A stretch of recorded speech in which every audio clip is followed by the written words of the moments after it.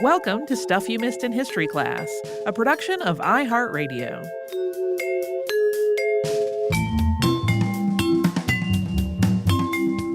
Hello and happy Friday, everybody. I'm Holly Fry. And I'm Tracy V. Wilson. One of the things we talked about this week was Julio Tello. Yep. Can I just tell you, I feel like this episode ran a little bit long, and even so, I feel like I left out so much stuff. Yeah.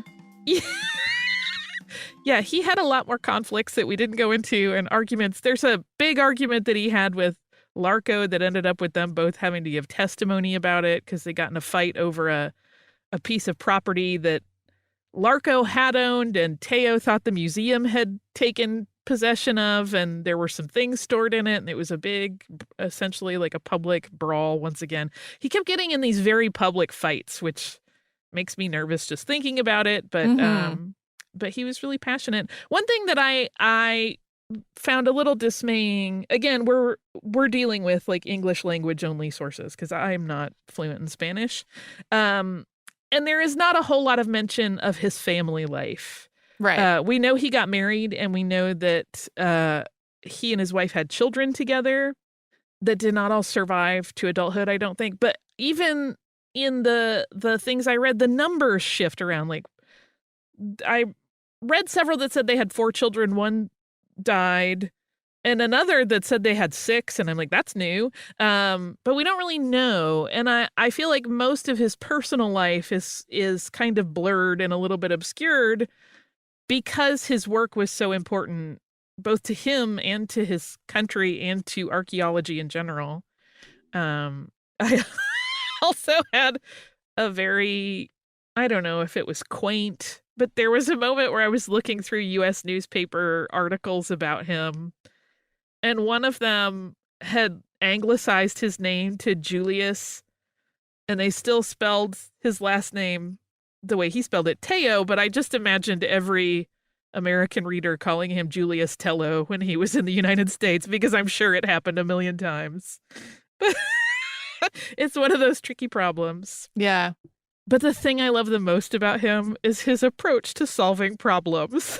Like, oh, my job is at the whim of political moves. I will become a politician. Yeah. So I can make legislation. Oh, I can't do this expedition unless I am associated with the College of Letters. Well, I'll just throw together a thesis really quickly and present it. That's not a problem. Right. Yeah. I loved that.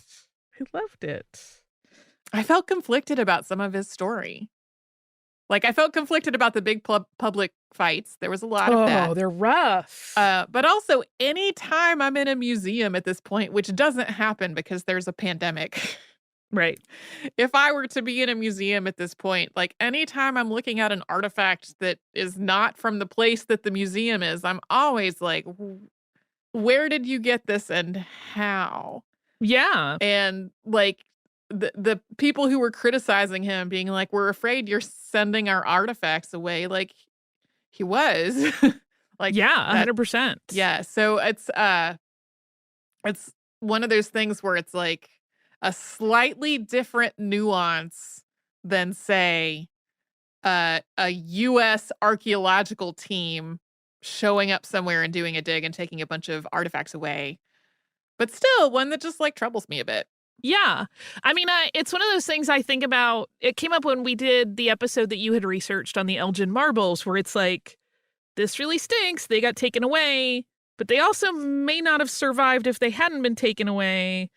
I think in his mind, that was part of it. Peru was so constantly like, I mean, it comes up in this episode. The museum would shut down and no one would be taking care of things, and sometimes for years at a time, and then it would reopen, but it was at the whim of the government. And I think in his eyes, he was like, sure, places like Harvard have plans and like they are stable and they will take care of these things. Mm-hmm. And he also did see it as kind of an ambassadorial effort, right? People will learn about Peru from me, a Peruvian, even though he's not always there to interpret those artifacts. And like I said, as evidenced by the fact that I'm sure people were calling him Julius Tello, there was going to be some lost information in that. So it's very tricky I mean, he was also doing some of that to fund more excavation work. Right, right. So it very much becomes about like what moral and ethical concessions are you willing to make for what you perceive to be the greater good, even if that's not what everyone else agrees is the greater good. This is why humans are so complicated. Yeah. For sure. So we talked finally about Emilie Du Châtelet this week. Yeah, you mentioned that you had been working on it for a long time. We had talked about her at multiple points over, I feel like, more than a year. Um, sometimes when we are talking about doing a custom episode as part of a sponsorship, which this was not one of, there will be a theme that we're brainstorming around. And I remember her coming up as a theme around people who were described as people's muses because she was described as Voltaire's muse. But of course, having her story stand on its own instead of being like Voltaire's muse, I like that better. Me too. And it's a little bit tricky because so much that's written about her is in context of her relationship with him. Because it is important, and they did, like I said in the episode, I feel like they drove each other to new levels of development of each of their individual works. But it also kind of contributes to that problem that she wasn't anything before him, and then she became a thing. And it's like, no, she was already doing some really interesting stuff. Right, right. One of the things that I didn't mention in the episode, and I'll give people a quick heads up, it's a little adult. Her writing on women's sexual liberation is like 200 years ahead of its time. Oh, yeah? Because she's very like, it should be fine for women to enjoy sex. It should be absolutely great for people to have body positivity and sex positivity. And if you are with someone and you're not getting that, you should move on. It's not worth staying. Like, she's very completely like, I don't know why you would ever stay in a relationship that wasn't enjoyable to you, which is pretty interesting because we don't. Yeah. Again, in the 1730s.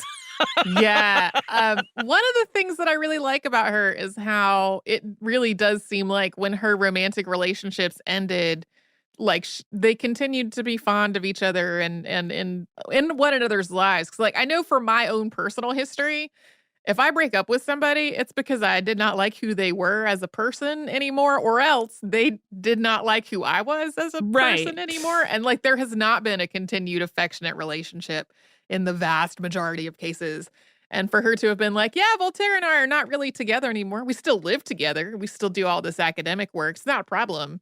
Right. Well, and even Voltaire is said, those long 20-page letters back and forth with Richelieu, he is said to have been a little suspicious initially about them, and then saw one and was like, oh, no, you're literally just talking about physics. Okay, I'm not. It's fine. Right. Not that he should have had to have read it, but yeah, he realized how completely she was not carrying on any sort of additional romantic relationship while she was with him, which I really love, that she would just write for 20 pages about philosophy and physics with her ex. Pretty great. There's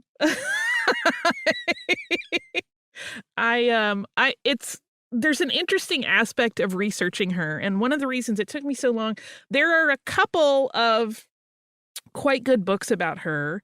One is that David Badana's book that we mentioned. It's called Passionate Minds, and it's actually about her and Voltaire. And then there is another one by Judith Zinsser, which came out just after that one, that is just about Emilie. And it's interesting how the two of them perceived certain aspects of her life differently. Mm-hmm.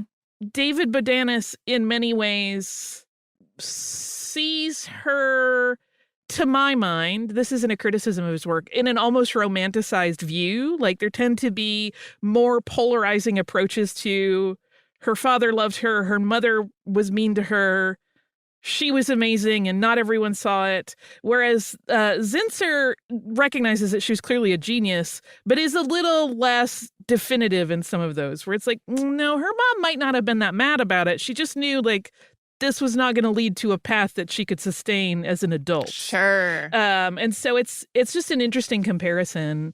That's always to me, one of the most interesting and trickiest parts of interpreting history is that there is interpretation in the mix, right? Yeah, yeah. The way two people can read one historical document, like one letter that someone wrote another person, and come away with very different views on what it was actually communicating is, to me, part of the marvelous, sometimes frustrating, but often really illuminating puzzle of history and its research. Yeah.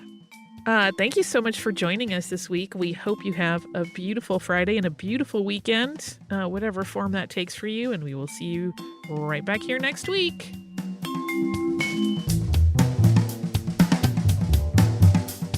Stuff You Missed in History Class is a production of iHeartRadio. For more podcasts from iHeartRadio, visit the iHeartRadio app, Apple Podcasts, or wherever you listen to your favorite shows.